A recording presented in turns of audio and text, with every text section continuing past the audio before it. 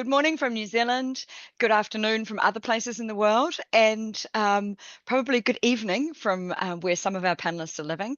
My name's Eileen Mueller. I'm a USA Today best-selling author of epic fantasy, and I am moderating this panel about the weird and wonderful ways authors work. So first, we're going to introduce our weird and wonderful cast. Jeff, would you like to start? Sure. Jeff Kohanek. My author name is Jeffrey L. Kohanek. I write epic fantasy as well. And I'm just finishing up my 30th novel, so I've been doing it for a bit. But yeah, and I'm located in Las Vegas, Nevada. Come and see me. He certainly is. And I've been to his house. So if you want any goss, type it in the chat and we can give you some information. Okay. And M.H. Woodscourt, may we call you, what would you like us to call you today? Melissa is just fine. Melissa would be much easier, wouldn't it? Yeah. Would you like to tell us a little bit about where you hail from and what you write? Absolutely. So I live in the great state of Idaho, United States of America. I am an author of high fantasy as well as science fantasy in the Noble Bright section. And I have written 27 novels, published 15. Okay, that sounds great. And Patrick. Hi, I'm Patrick Samphire. I live in Wales in the UK, although I'm English originally, I'm afraid. I've been writing for about 20 years now, but I've not come anywhere near the number of novels of Jeffrey or Melissa, I'm afraid. I've published, I think, 8 novels. The first couple of novels I did were traditionally published before I decided that indie publishing was a much better way to go. And so my novels are all fantasy of some type, but they kind of vary. My most recent series was kind of fantasy mystery, and the next one I think will be historical fantasy. And Astrid? Right, I'm Astrid V.J. I currently live in Sweden. I'm originally from South Africa, with interesting backgrounds, but never mind. And we'll get onto that in a minute. 12. Yeah. I've been writing since I was 12, but I'm a bit more like Patrick with 9 books. 9 books out there. Yeah. Yeah, I currently have 27, I think. Some of them are kids' books and some of them are, but most of them are novels, and mine range from epic fantasy and urban fantasy as well. So we did want to know, one of the ways we get influenced as authors is by the culture and the environment that we live in. So could everybody tell us, have you lived in, we'll start with Astrid because she's obviously got an interesting accent and an interesting background. So I could hear you're South African, but you have a real Swedish sort of twang in there. So can you tell us a little bit about the places you've lived and how they've influenced your writing? My dad's Bavarian. My mom's an Italian South African, second generation, born there. Oh, wow. So I lived in South Africa, but I had the Bavarian heritage and the Italian heritage and traveled quite a bit with my parents. My mom has loads of family in Australia, and my parents have actually moved to New Zealand since I moved to Sweden. But before all of that happened, I actually ended up in Mexico with my husband, who is Swedish Mexican. And so all of it makes its way into my books somehow. That is really crazy. What a mixed cultural heritage. New Zealand. Your parents are living where in New Zealand? They're in Waitara, just near New Plymouth in North Island. Okay, so they're about 5 hours drive from me. We can pop up there for afternoon tea later on, maybe. So in New Zealand, everybody knows each other. We all have like 2 or 3 degrees of separation. And if I meet someone from New Plymouth, if you tell me their names, I can ask people and they'll probably say, oh, yes, they're my neighbors, because we are an absolutely tiny country. And Australia is a bit broader, but sometimes we do know people in Australia, but not as often. And Patrick, what about your cultural heritage? Wales, England, anything else in there? Yeah, well, I'm English. I was born in England, but I've lived... There's a big distinction amongst the British. There is being from Wales or England. It's massive. Yeah, I mean, part of my ancestry is from Wales, but in Britain we're all very mixed up anyway, from all over the place. I've also lived in Zambia in Africa, and Guyana in South America, and Austria as well. So. It's a good question to how it fits in. I mean, I definitely think that culturally there's a degree of sarcastic Britishness that very much feeds Mm-hmm. into all of my work, even when I'm trying not to. But also, I often write characters that are a little bit displaced, a little bit unsure of where they are. So, and that probably does come from moving around quite a lot, because I moved around quite a lot within England as well. Mm. Okay, so some of your characters are a little bit rootless and they're not quite sure of their identities. Yeah, I do tend to write quite a lot of characters like that. We try not to be too autobiographical, I think, when we're writing, but you can't really help it completely.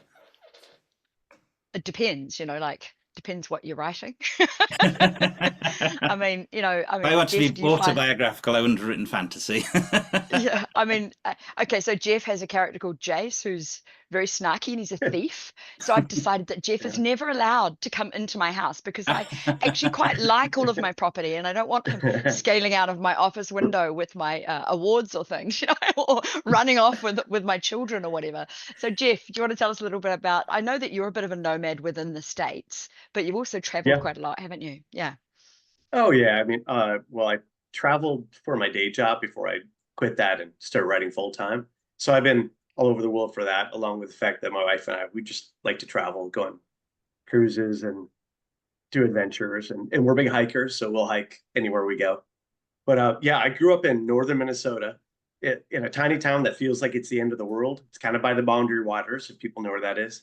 But like having grown up in a small town in like the 70s and 80s, I had a lot of it's like Tom Sawyer-esque kind of adventures in the woods and building rafts and forts and all that kind of stuff.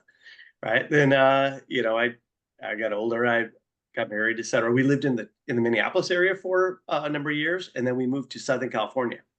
So I lived in Huntington Beach, California for 20 years. It was cool living by the beach and exploring California, and now we live in Vegas. So it's kind of like a little bit of hopping around, but all those things, all those places I've been to, obviously they kind of add some stuff to my writing. And what I like to do is I like to add like go through real experiences that I can apply directly to my writing. Like I go on, like I said, a lot of hikes, right? Well, people travel around in epic fantasy. There's a lot of walking and there's a lot of adventures and things happen. No. Come on, Jeff. You just need to get them on a dragon. Why are you walking when you could be flying? I do understand what you mean. Jeff's dragged me out on hikes. Yeah. I rarely write Dragonflight, but people flying on dragons. But it's happened a few times in my books. And actually, right now, this is a secret. But I'm letting the secret out. No, you can't tell that yet. Wait. We've got surprises and secrets later. I know what your secret is. We'll get to that after. Well, no, I have lots of secrets. This has to do with location. But I know all of them, I'm sure. And if I don't, I'll just text Jody. So is there a secret that you want to share now before we jump to Melissa? So I'm actually and find out where she's lived, because that's what we're on topic about, right, Jeff? Right.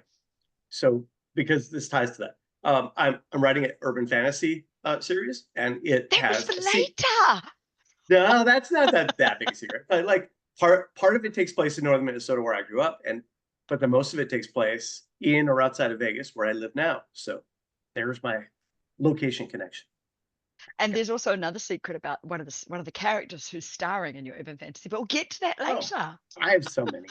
Yeah, too many secrets. Okay, exactly. Melissa, and Jeff and I do this a lot when we start talking. We're always Melissa, tell us about where you've lived and how that influences your fantasy.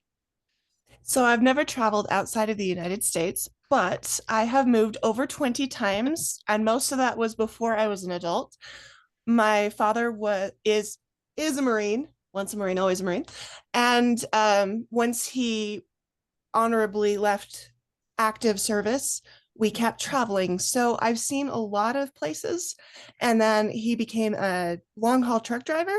So I would go with him and we would call it field trips. So I've seen most of the United States through the windshield of a semi truck. And so I think that's really influenced my ability to write different scenery, different cultures, a lot of different people I've met, a lot of different truckers, a lot of different people in truck stops. And it's just really helped me to understand the different colorful lives that people have and to incorporate that into characters. So Okay, cool. For me, I lived 6 years in Switzerland. So I've traveled through Asia and I don't know, around the world several times. Been to Vegas several times to meet up with a bunch of authors. Lots of different adventures. I used to travel on and off to Australia quite a lot when I was working years ago when I was young. And my map at the back here shows a lot of mountainous regions, and a lot of that comes from my experience in Switzerland. I've actually walked from the north to the south border of Switzerland, which sounds onerous, but it was quite great. We could go to a bakery every morning, end up camping in the Alps, walk down and stop at a bakery. In New Zealand, you could never do that if you were hiking. We call it tramping here, but if you were hiking, you could never ever do that because you'd walk for days before you found anything. So that was quite a fun experience. But anyway, so a lot of my mountainous alpine area is featured in my books. A lot of traditions. All the people have a lot of Germanic and Italian sort of names, but now that I'm getting them translated into German, it's like, oh no, the names are going to be really boring over there. So there are lots of ways that our culture and our culture influences our writing. So the next thing I'd like to ask you is, we've got a few things we'd like to give away to our readers. We know a lot of you enjoy testing out different authors' books, and if you haven't tested our books, we're going to drop our links into the chat. So if everyone can go and do that now, drop your link to any free books that you've got to give away to people. We'd like to have some questions from people. Hang on, I'm just going to switch back into the meet and group chat. And Jeff, if I can get you to monitor that and just let me know if there are any questions popping up. So if anyone has questions about any of us, you can ask us anything. If we don't think it's seemly, we won't answer. So keep your answers in the YA, the young adult realm, PG friendly, and we'll get rocking on. We've only got half an hour left. So I'm going to ask you a few rapid fire questions. As authors, do you have any superpowers? What's your superpower as an author? Who would like to start? Okay, I'll go with one of mine. One of mine is including many points of view. So I've got one here in my series Riders of Fire, which starts with Azara. That series has over 50 points of view across 6 books. And I tell people it's 50. There are a lot more than 50 because a lot of the monsters have individual points of view. And one of the reasons I do that is I always tell a scene from whoever's perspective, from the perspective of the person who has the most to lose. So you get the most emotion happening in the scene. So that's one of my superpowers, is including lots of people's points of view. Right, you've all had time to think about this. Shall we start with Melissa? yeah, so my superpower is that I have a connected universe. All of my series are connected in the same universe, and I have over 400 character profiles I have not yet used. So lots still going on. So superpower, keeping track of my universe, but maybe not real life as the cost for that. Do you find, I've got a question, who here, right, we've also got some dragons with us today. So anytime that we like what someone else is saying, we can show our dragon. And we, some of us have weapons. Don't tell, because we don't want the Zoom to get shut down.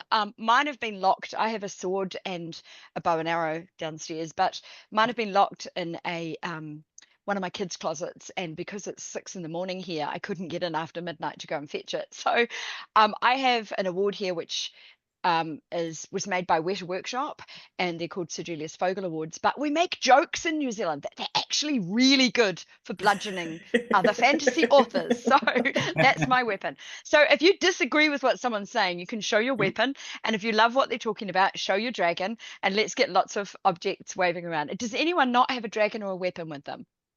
No weapons here. No weapons, my but I have a a dragon dragon. there. We're I've got a dragon. She's got a dragon. Okay, so Melissa's gone, so we've had Melissa. Jeff always has a dragon as well. So what's your superpower, Patrick? Being really slow at writing? No, that's not a superpower. That's a Yeah, that's a superpower. no. I would say it's voice. I always I have very strong voices for all the characters. I always think you can tell which character chapter is by reading a few lines of it. I lean quite heavily into voice, and And I think that's probably what I would say is the thing that stands out most in my books.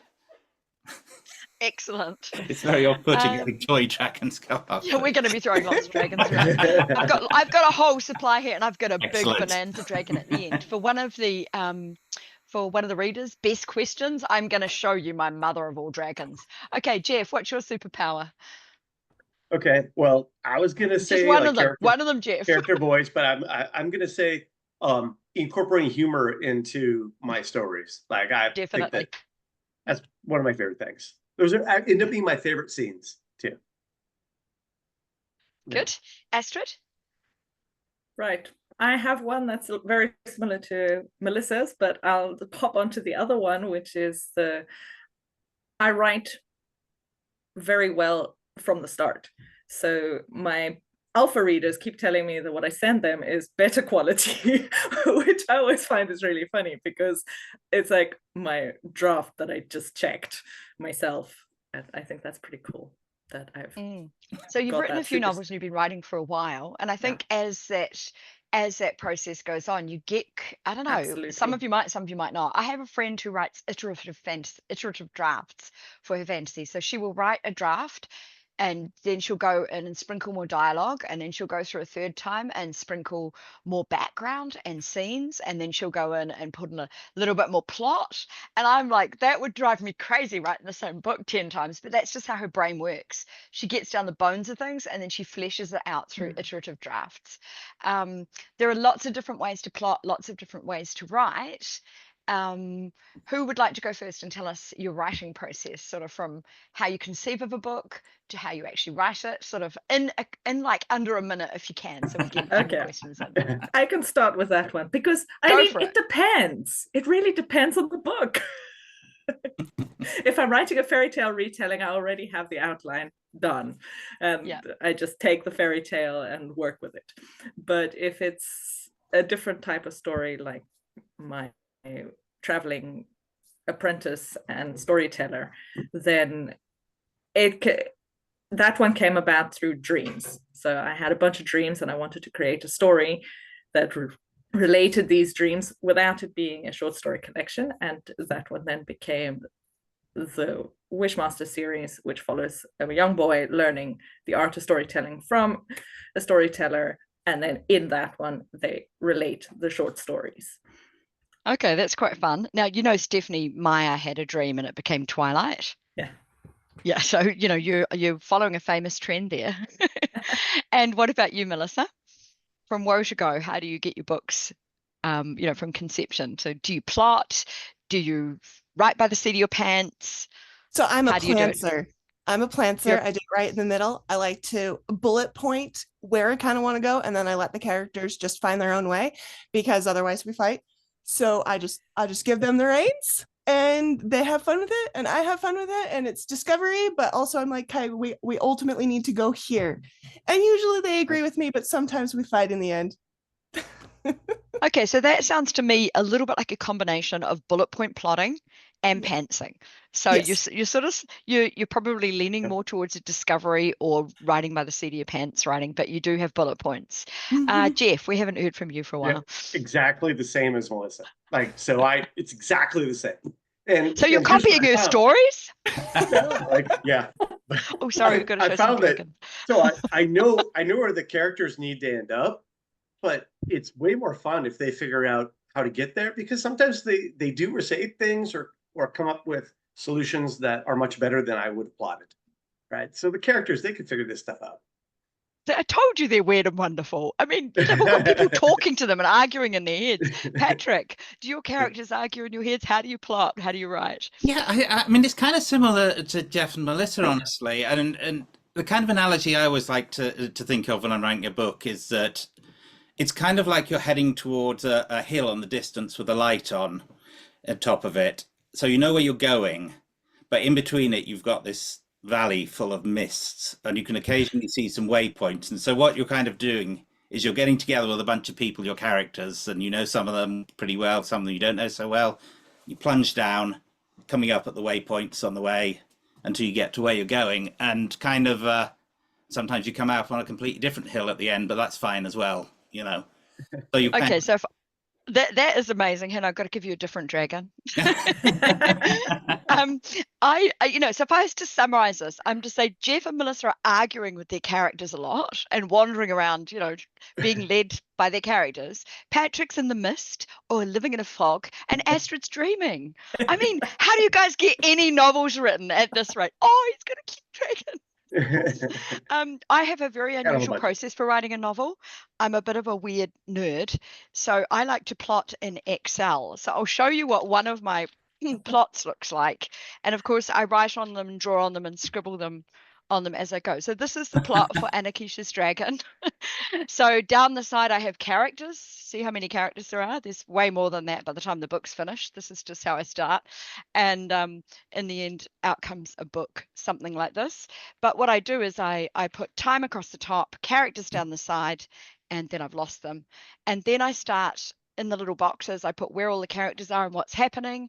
I usually plot the first third of the book. You probably saw a whole lot of blank spaces in the middle, and I figure out the ending, rough ending. And then I put things on little scene cards like that. And every scene has which character versus which character, what the twist is. Sometimes it doesn't. Sometimes it says do a tavern fight. And then I go out, here it is. Oh, my dragons have been stealing them. I go out into public and I walk around talking to myself. So you're wandering through the mist, you're dreaming, you guys are arguing. I talk to myself with my little dictaphone here, and I walk around the bush and the trees and look like an idiot and come up with a fantasy story. So that's lots of fun. Okay, has everybody dropped their, have you all dropped links into the chat so everyone can find their free books if they want them? Yes. I've got Astrid's and mine. Can you have a wee scroll up? Have we got everybody's in there? Yep, we have. Okay, great. So readers, go hop over and get some free books there. Have we got any questions? Have we got any questions that our readers would like to know? Can you, there's Mezzy saying I'm rocking being a dragon. Yeah. There was one question we had in Indie Fantasy Addicts. They wanted to know if I really was a dragon. Now, there's rumors that I've been called Queen of the Dragons. There's rumors that I sleep with my wings on. I've been to weddings with my wings on. In fact, that's how they originated, was at a wedding. But I'm digressing. I think it's really important that we tell people a little bit about our series. So can we each quickly list our series and tell people where a good entry point is? So Jeff, I know you've got about 6 or 8 series now, or something horrendous like that. 7, yeah. Okay, yeah, and you can tell us your new secret project coming up. A little bit. Yeah, so my books are split up into 2 worlds. So the biggest would be my Wizardom's world, and I have 1, 2, 3, 4, 5 series kind of technically set there. I posted a link for 3 books that are a good entry point to that world. And I'll note also that my newest series that I released, Dawn of Wizards, even though it doesn't say Wizardom's in it, it's the same world, but it's like 2,000 years in the past before wizards ruled the world. In fact, it's before wizards existed at all, and it's about the rise of the very first wizard.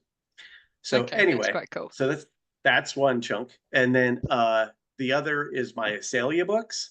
And I have 7 books there. Runes of Asalia and Wardens of Asalia would be the 2 series. And I'm going to post a book funnel link to the first book of the first series. And you can get that for free as well. And the title is The Buried Symbol. Excellent. There you go. I think I've got a lot of those on my Kindle. Okay, Melissa? I have 4 completed series, and I am working on series 5 and 6 simultaneously. So I have my Paradise trilogy. I have the Wintervale duology. I have the Record of the Sentinel Seer 5-book series.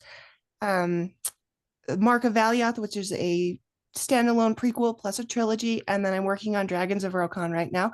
I would recommend either the Wintervale duology or Mark of Valioth as entry points, because they're completed but not a little bit different from what I generally write. So did you know that one of our readers thinks your bedroom looks like an elven glade? So you need some elf ears next time you're online. Should. In fact, I have some here from The Hobbit, I think, somewhere. Let me show you. No, we won't digress, but I have elf ears from Hobbiton. Okie dokie. Patrick, your series. Yeah, my most recent series, which hasn't got a good series title, so many Thorn books. First one was Shadow of a Dead God, and I put a link to get it for free there if anyone wants to. That's 4 books. I also have one which is set in the 1800s on Mars, which is 2 duologies. I haven't got the first one, but I've got the first of the second duology, which is called The Dinosaur Hunters, the first one. That's a short one. So the Shadow of the Dead Gods as a mystery in an epic fantasy world, and like I said, the other one's a kind of Martian adventure, kind of a bit pulp fiction, really, pulp science fiction-y fantasy, which was really fun to write, I have to say, because just making up any kind of nonsense like kind of 19th century science fiction was really fun to do. And the thing I'm working on right now is set in 1920s in London with magicians, and is kind of, yeah. I don't want to say too much about it, I guess, because I still. That sounds if like I fun. say too much, then I'll do something different, and then I'll. So you're in the middle of writing that one at the moment? Yeah. And how long will that take you generally from when you start to finish? Oh, a long time. Are you talking Honestly, a year, or I do about. are you thinking? I do a 2 book years? a year, really. Mhm. At least for full length ones, anyway. And then I'll probably do a couple of other things at the same time, like a short story or 2 or a novella. But yeah, about a year to do a full book. Okay, that's cool. And how long are your books typically, if you're talking paperback sort of pages or words? How many words in a book? Do you know? A little over 100,000, most of them. Okay. So they're not very long books. Yeah. Well, that's because you're in the fantasy world. I mean, if you're looking, some books are 50. I guess so. A novel is above 50,000 to 60,000 words. So, Astrid, tell us a little bit about your process and your series, and Where to start? how long it takes you to write one. Yeah. Yes. So if you like fairy tales, then The Sibling's Tale is the first in my series. They are technically all standalones, but if you actually want to get the series experience of how all of these stories fit together, then start with The Sibling's Tale. Then my other futuristic fantasy series starts with The Apprentice Storyteller, and that one is set 1,500 years in the future of the fairy tales, so you can actually read it all and get more. Okay, so prequels and sequels seem to be a very common theme here. You know, you've got Jeff going back to before the Wizards, the rise of the Wizards, and you've got you jumping ahead and moving sideways, and then we've got Patrick roaming around in 1920s London. And how Melissa, long does it take you to write a book?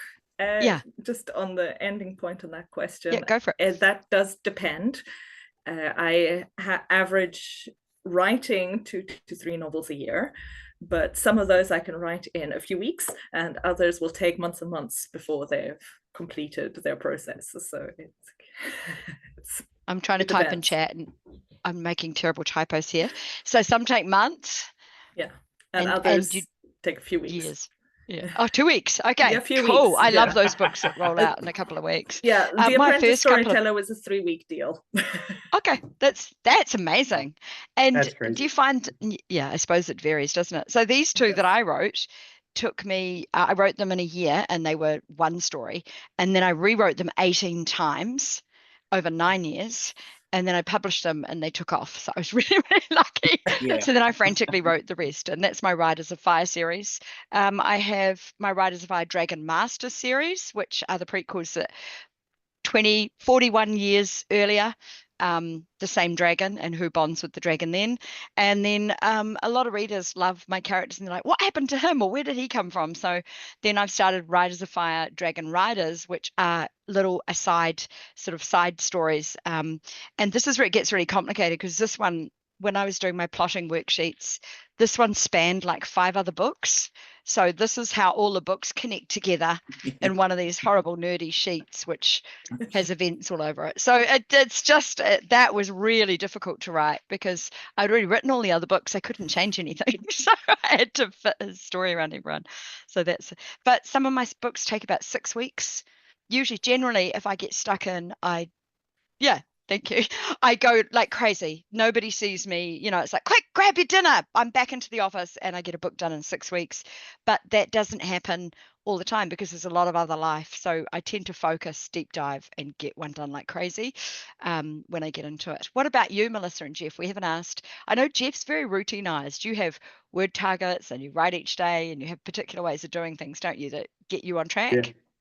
Oh, yeah, totally. In fact, I would be writing right now if this wasn't happening. Because, yeah, it's a weekend, but I don't take weekends off. I mean, why? I work at home. Because it helps keep your flow, doesn't it? It Like helps keep if my you're in the flow. story every day, you don't lose track of things. Yeah. Right. It's way easier for me to write a little bit every day than for me to try to do a massive writing day and take days off. Like that doesn't work great for me. But yeah, I write every day unless I have people staying here or we're on vacation or something in the way. But I'm a witness to yeah. the fact that you do write when people are staying there. I've seen you on Yeah. your couch with your laptop. Yep. Yeah. And so for me, I try to do instead of daily word targets, those are pretty soft. I try to do weekly because some days are bad and some days are good, you know. So if I hit my weekly word targets, which is, you know, in the order of 15,000 words a week or something, then a book will happen, right? And then yeah, so it takes me usually 2 months to write a book. It takes me another month to polish it and make it awesome. And then I send it off to my editor, and then it goes to proofreading, and then it goes to beta readers, then it releases, and by then I have another book done. And yeah, like you could do 3-4 books a year depending on book length that way. Okay. We've got a question from readers, and I'll ask this one to Melissa. If you get stuck when you're writing, what do you do next? Oh, I am totally the cliche. I go take a shower. I literally go take a shower, and then it's like it's all just there. It loosens it up, and I come back and I can write another 5,000 words. No problem. Yeah. Okay. Yeah. So David Green is saying he asks people, oh, I see, look, we're going to talk about my terrible typos. I told everyone in IFA that I would do this. So I'm writing in chat. I'm a terrible typist. I can spell, I just can't type. And then I don't see things very well anymore. So I talk it out. So I phone someone, or I go for a walk and talk to myself, or I'll talk to the dog or the cat or whatever. And then I end up coming up with ideas. And I say to people, oh, you know, I'm stuck. Oh, thanks for the input. And sometimes they've said nothing.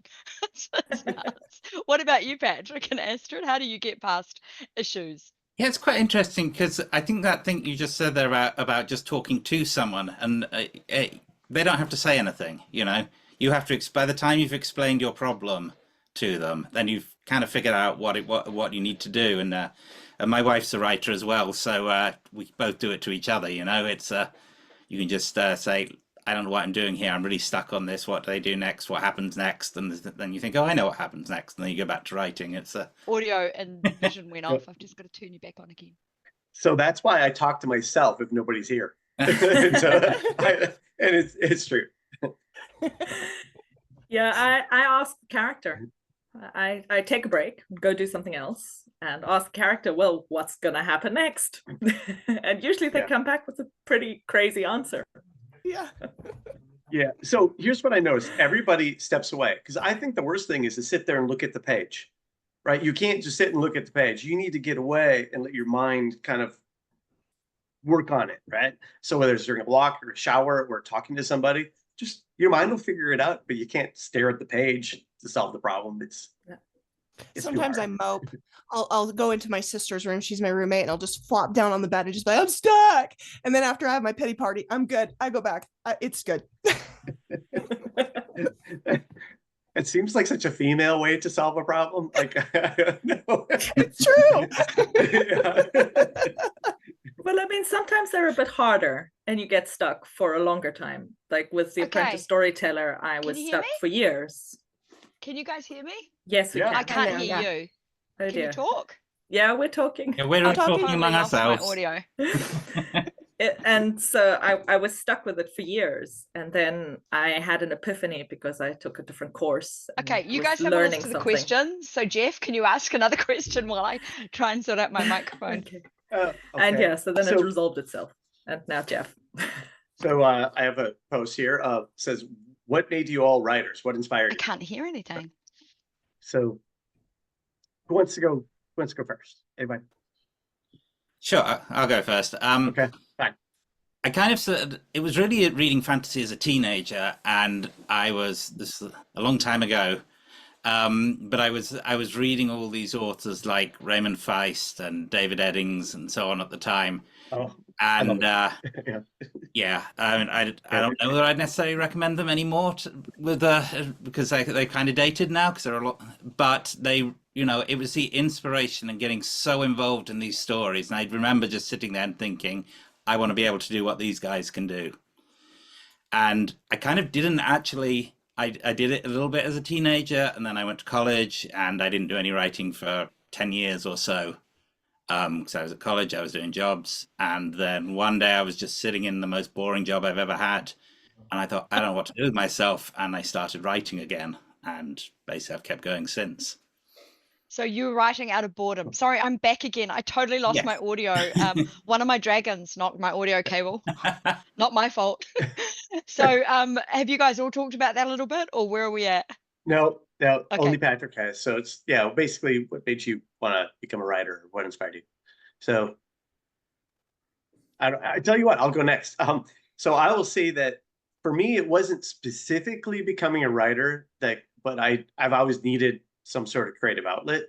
And my day job solved some of that problem, but characters inside my head weren't happy because they weren't getting out. So I started writing on the side when I got time, and I found out I loved it. So I just kept doing it. It's kind of like dusting off these creative writing courses that I took years and years ago in college, and finally put it to use.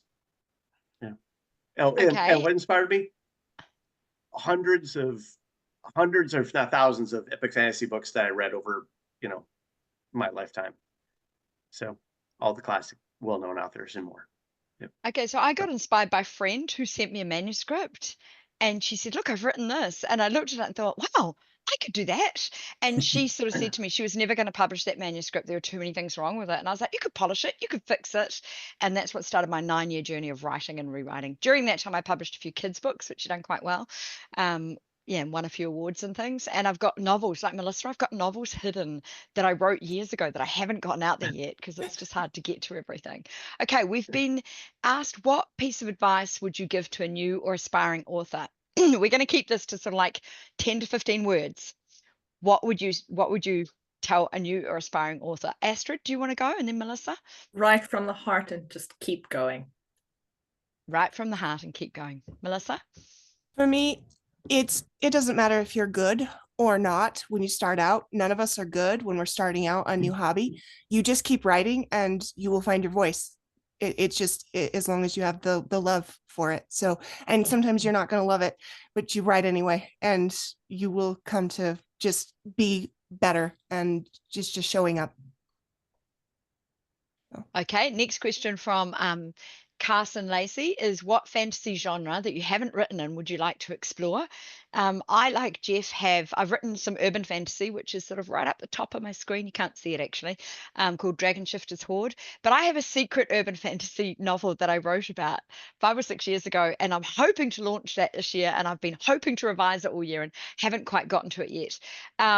So Jeff has also launched, and I'm not going to tell you the name of it because I love the name so much. It's top secret, but there are little hints on my website, and you can go sign up to my newsletter and you'll be the first to know about it. So Jeff, you're writing some urban fantasy after writing epic for a long time. That's correct. Yep. Has anyone else got a genre they'd like to write and they haven't written yet? Astrid, you genre hop a little bit. I do. So is there a genre you'd love to write that you haven't written? I think probably fantasy mystery mashup. Yeah, that'd be fun. Like a cozy mystery or a fantasy thriller?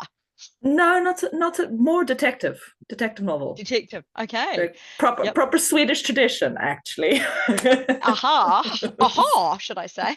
So there's a lot of there's a lot of sort of witchy detective stuff out there, or would you be looking at something different? Yeah, I'd be going for something different. One of my novellas, The Companion's Tale, is a freebie on Amazon. It's essentially a murder mystery, but in a fantasy world. Excellent. And I'd like to do more of that. Yeah, I definitely want to do an urban fantasy. I wrote a short story which was an urban fantasy, and I really want to turn that into a novel or a novel series sometime. And I kind of fancy having a go at progression fantasy sometime. Like Probably little not having, RPG progression fantasy. yeah, probably not lit RPG, but more on the progression side. Yeah, but it's fun, but it's also yeah, I haven't necessarily got the pinned down the ideas yet, so that'll be a while off, I think. Okay, I'm going to ask a couple. Oh, Melissa, have you got another genre you want to write in? Not really. I'm very happy where I am. Yeah, you have so many novels yet to publish. You've got 12 that you've written yet to go, right? Oh, and I was looking at your schedule going, how is she publishing so fast? And that's the secret. Jeff, have you got anything other than urban that you'd like to try one day? That's a good question. I don't know. I'm still like just getting used to the fact that I can write about like real world stuff and use words like okay and cell phones, and it's so different. Yeah, right? it's fun, isn't it? Yeah, I love writing urban well, fantasy for that different. very reason. You can put cell phones and nightclubs and all sorts of fun things in there. It's quite cool. Okay, we have 3 minutes left, so I'm just going to ask you a couple of favorite snack while you're writing. No Chocolate. snack for me.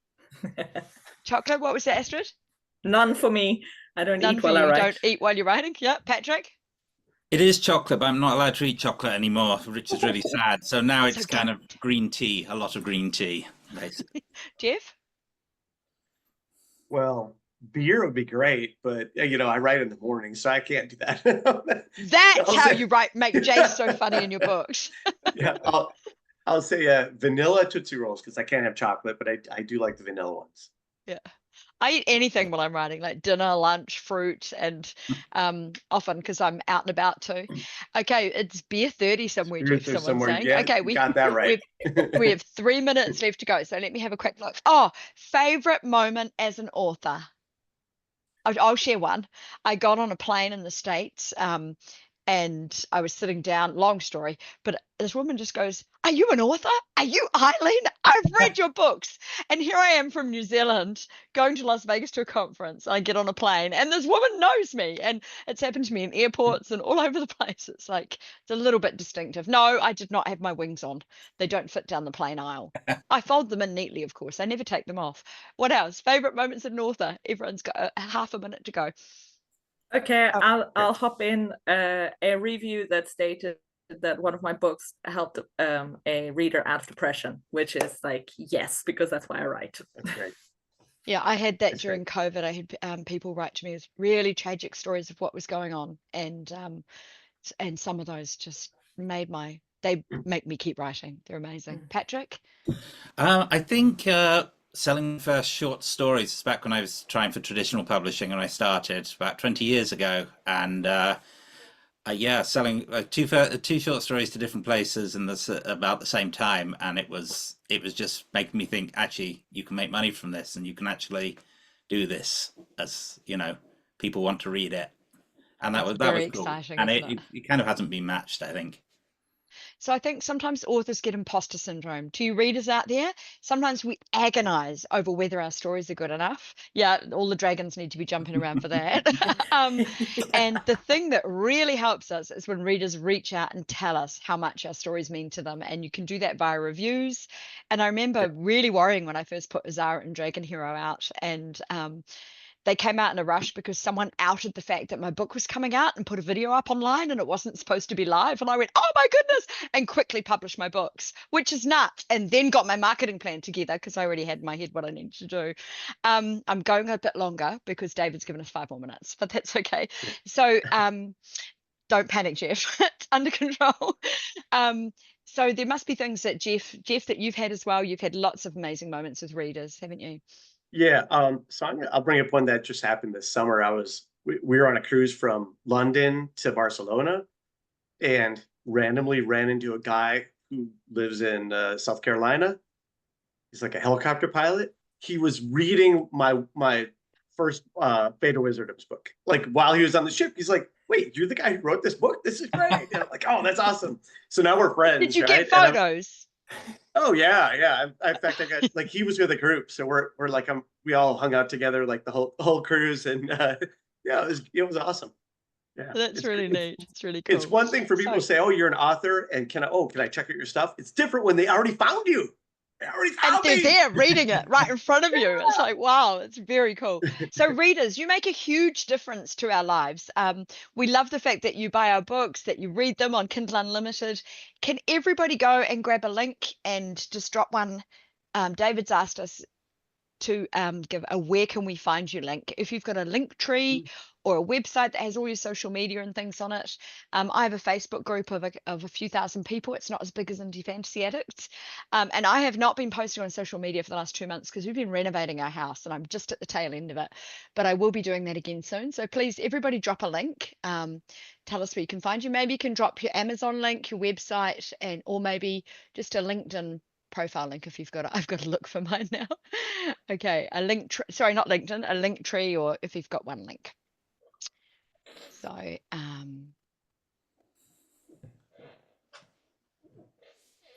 okay, are there any more questions we've had? Oh, people love coming across new books. So if you go to those links, you'll be able to find free books where you can get entry levels into our series. I've got 3 different prequel novels out there, or not short stories.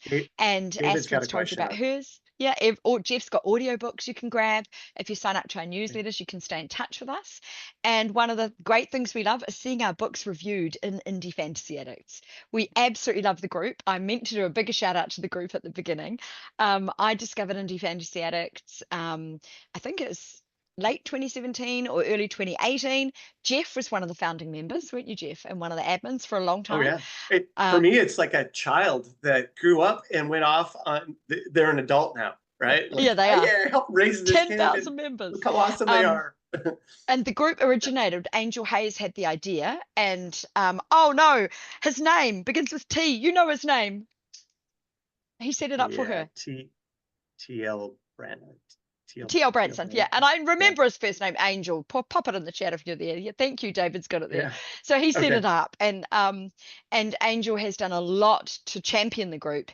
But running a big group like that is a lot of work. So we appreciate all the new admins who've come in and brought a little bit of new blood, all the people who started the group off. There's an author group as well called Authors of Indie Fantasy Addicts. When I joined that, it had 67 people. It's now got a couple of thousand, I think. We're nearing that sort of number. So it's been amazing, an amazing opportunity to meet readers through Indie Fantasy Addicts. So shall we all give Indie Fantasy Addicts a big shout out? Jessica Johnson. Oh, your cat's helping you watch, is it? So we're going to give your cat a scare, and I'm going to introduce you to the mother of all dragons just before we go. So you might have seen this on social media. Someone gave me a birthday present about a year ago. So I'd just like to give you all a big shout out. And this is the great dragon that you all get a thank you from for being on the panel. Jeff's been on a panel with me where we threw New Zealand chocolates at the audience as they asked questions in Vegas, but we couldn't do that today, so we wanted to share the dragonly love with you. We thank you all for being amazing readers, and thank everybody for all the fantastic reviews in IFA, and we thank the IFA panel. And is there anything wonderful or weird you'd like to say as a farewell? Any last comments anyone wants to make? We've got 2 more minutes. I didn't even get to talk about how my French bulldogs sit on my lap while I write. I don't know. I know. I was going to ask you about Frodo. And he drools, doesn't he? Like Frodo drools a lot. They both do. Yeah, Frodo. Do you get and drool? Yeah, because and do you get drool on your keyboard? No, I put a blanket down. They like hang out between my legs or my side while I type. It's all good. Jeff, we asked you to keep this PG, so please do. It's just a phrase, you know. Hey, oops. Okay. Somebody came in to say dogs. Hi. Okay, and thanks to Liz. He heard his name. Yep. Frodo. And Jeff has lots of photos of Frodo on social media if you want to go and track him down. Anything else anyone wants to say? We've got 30 seconds. I like using the last little few seconds. No, but thank you, Eileen, for doing this. It's been really fun. But thank you. It's been great to meet you, Patrick. You were new to me, so that's really cool. Yeah. I mean, I've worked with Astrid on a project years ago. I've know Jeff really well. He's one of my buddies, and I've met Melissa at a restaurant, which we never got to mention the funny things. Oh, Robert Zangari put a scorpion in my drink. For any of you who are following the Facebook post, he ordered a drink that had a scorpion in it, and I didn't even drink. It was like, oh my goodness. So he's still asking me whether my tongue got stung, but obviously today it's been functioning fine. Okay, everyone, thank you very much. Kisses from New Zealand. Thank you for being amazing, Reezers. You know, lots of dragon awards Thank for everyone. you. And thank you Thanks, very everyone. much. Oh, she's going to slay the dragon. No, no, we're friends. We dragons are fleeing. And we hope to see you on lots of Dragonback adventures, lots of adventures in our world soon. Okay, cheers. Thank you very much. Bye. Bye. Thank Bye, you. everyone. Do you want Bye-bye. to say goodbye in Swedish, Astrid? Okay. Auf Wiedersehen. Goodbye. Auf Wiedersehen. No, That sounds auf like Wiedersehen. German. Goodbye. Nos vemos. Au revoir. And hey door. And in Swiss German, we say Swedish, Auf hey door. Wiedersehen. And kia ora in Maori.